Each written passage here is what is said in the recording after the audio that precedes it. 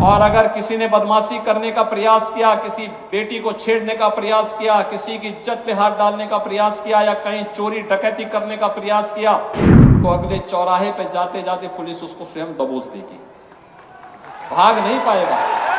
उसको पता ही नहीं लगेगा। लेकिन अगले चौराहे पर इससे पहले कि कुछ हो तब तक राम नाम सत्य है की बात सामने आ जाएगी। संत कबीर नगर जनपद में आने वाले समय में अपना मेडिकल कॉलेज हो, मैंने प्रशासन से पहले ही कह रखा है कि भाई यहां के लिए भी जमीन चिन्हित करिए, कहां यह बन सकता है। बस अड्डे के निर्माण की कार्रवाई को भी आगे बढ़ाया जा सके, जहां ये हो। अगर इतनी सब सुविधाएं देनी है तो उसके लिए सुरक्षा का माहौल चाहिए, और इसी के लिए integrated command and control centre, integrated command and control centre, जहां पे एक ही जगह से बैठ करके, एक कमरे में बैठ करके पूरे नगर और जनपद के प्रमुख स्थानों की सीसीटीवी से एक एक जगह की जानकारी वहां पर कैद होती रहेगी, रिकॉर्ड भी होती रहेगी, लोग देखेंगे भी। और अगर किसी ने बदमाशी करने का प्रयास किया, किसी बेटी को छेड़ने का प्रयास किया, किसी की इज्जत पे हाथ डालने का प्रयास किया या कहीं चोरी डकैती करने का प्रयास किया,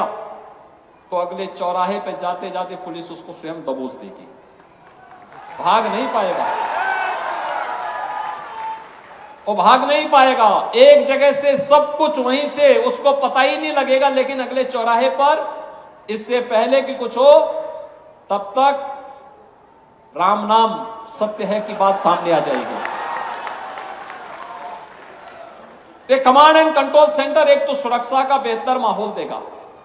और दूसरा ट्रैफिक मैनेजमेंट के लिए, ट्रैफिक की व्यवस्था कहां पे जाम है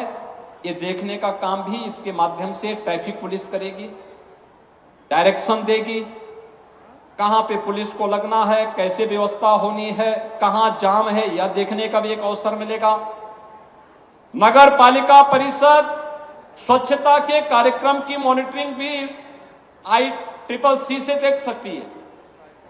और ठीक इसके साथ ही कोरोना कालखंड में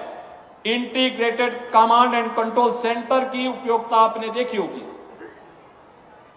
कमांड यानी कोरोना कालखंड में हम लोग इसका उपयोग करते थे, एक एक गांव में स्क्रीनिंग करने की, एक एक गांव में क्या गतिविधियां चल रही इनको देखने की, हॉस्पिटल की व्यवस्था को संचालन करने की, वैक्सीनेशन के कार्यक्रम की, सैनिटाइजेशन के कार्यक्रम की और तमाम अन्य कार्यक्रमों को हम लोग लेकर के चलते थे। और आज ये सभी कार्यक्रम यहां पर मुझे बहुत अच्छा लगा कि संत कबीर नगर जनपद ने भी अपना ICCC बना दिया है